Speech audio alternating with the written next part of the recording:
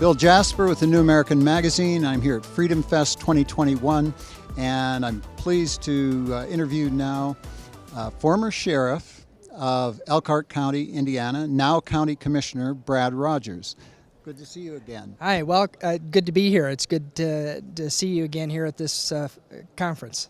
So, you are now a County Commissioner. You were a sheriff for how long? So I was a sheriff from 2011 to 2018 in Indiana. They have two term limits, and so I had to step down, and then I won the election for County Commissioner in this last year and started January 1st. And you are a member of the CSPOA, the Constitutional Sheriffs and Police Officers Association, which is sponsoring a booth here at the Freedom Fest. So you've had the experience now of both being a sheriff and a county commissioner. Share with us, from your perspective, looking at the issues that are facing us today, how would you characterize both of those responsibilities? Well, it's clearly that if you have a constitutional perspective at the local political level, so the local elected officials, that's where you can make a big difference in protecting people's rights. The federal government's not going to protect it. They're out of control. Sometimes even state government's out of control. And so if you have a sheriff, and particularly the policymakers, the executive and legislative branch of county government, the county commissioners, that makes a big difference in protecting rights and pushing away the federal and state overreach. Now, county commissions often have 3 or 5 or more. How many commissioners? So in Indiana, it's 3. So you always have to have at least a 2-1 or a 3-0 vote. And sometimes I'm Dr. No, but it's one of those things that, unlike sheriff, where you can make an independent decision, you need to collaborate and try to network and educate your fellow commissioners to take a constitutional perspective.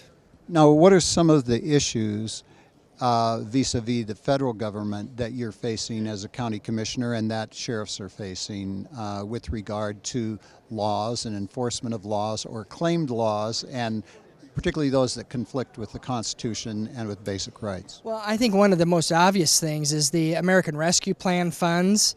You know, I mean, Elkhart County is going to get $40 million. And what concerns me as a county commissioner is what strings are attached to that we're going to have to give up rights at the whim of federal government.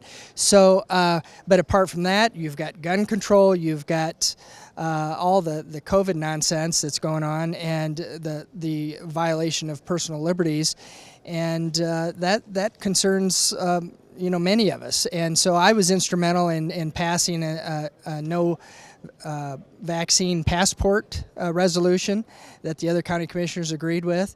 So we're trying to encourage private entities not to do that, at least until there's legislation towards that end.